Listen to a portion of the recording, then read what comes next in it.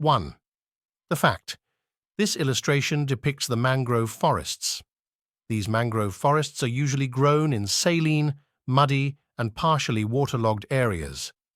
Due to the saline soil, the roots of these forest trees are quite scattered and cannot go deep into the soil. Indonesia, Brazil, Australia, and Niger account for 43% of the world's mangrove forests. Located in Bangladesh, the Sundarbans is the single largest mangrove forest in the world and is recognized by the world as a UNESCO World Heritage Site.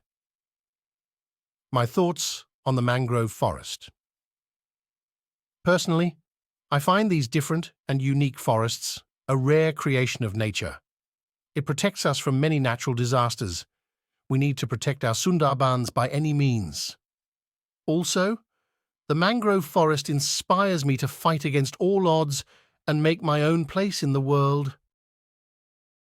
As Bengalese Bangabandhu's speech at the United Nations Assembly is a matter of great pride for us.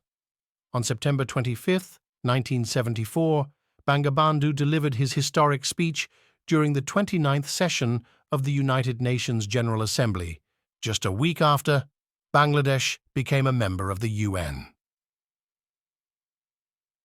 The President of the UN welcomed Bangabandhu Sheikh Mujibur Rahman to address the General Assembly.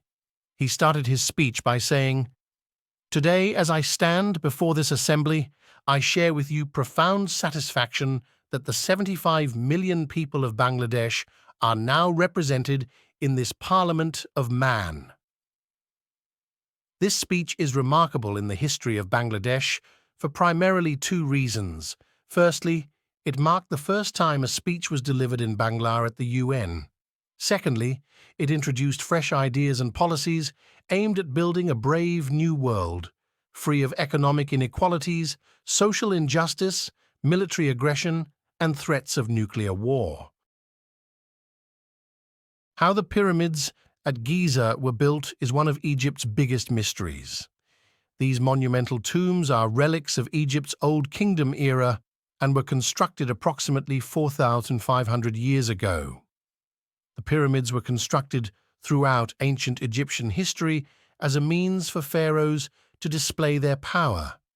It was believed that a pharaoh was a semi-divine being who ruled on earth during life and then transitioned into an afterlife amongst the gods. In the picture above, all three of Giza's renowned pyramids and their intricate burial complexes were constructed from around 2550 to 2490 BC. These pyramids were built by pharaohs Khufu, tallest, Khafre in the background, and Menkaure in the front. The Pyramid of Khufu is the largest among the three pyramids at Giza and holds the record for the world's largest stone structure, standing over 480 feet high. It was constructed during the reign of the pharaoh Khufu, the second pharaoh of the 4th dynasty. The second largest pyramid at Giza is that of Khufu's son, Khafre. The renowned Sphinx statue is believed to have been constructed to honor and resemble the pharaoh Khafre, and it stands beside his pyramid. The third and smallest of the main pyramids at Giza belongs to another pharaoh of the 4th dynasty, Menkaure. It stands at just over 200 feet height. Each of these pyramids forms the center of its own complex of structures, including smaller tombs, chambers, work camps, and cemeteries for lesser elites. Wildlife in Bangladesh is the major attraction for the tourism sector in the country. This has led to many government initiatives aimed at protecting these populations from further decline. The banting, hispid hare, and Asian elephant are mainly threatened by poaching and hunting. If their populations are not monitored and guarded, they may soon become extinct. Asian elephant.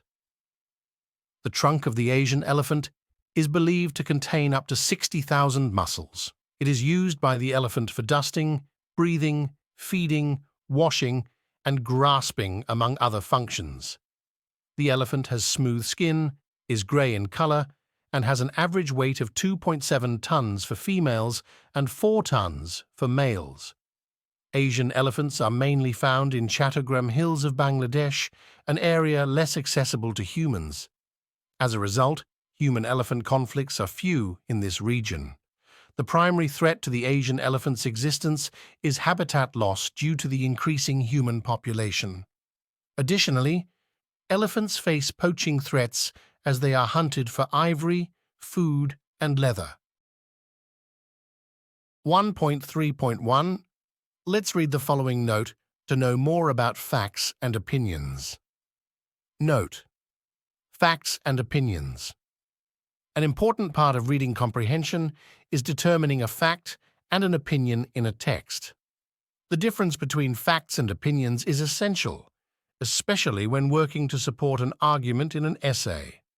Facts are statements that can be objectively proven, while opinions reflect personal and subjective feelings. For instance, when writing about a story, someone might write something like, "The author did an awesome job writing about the main character."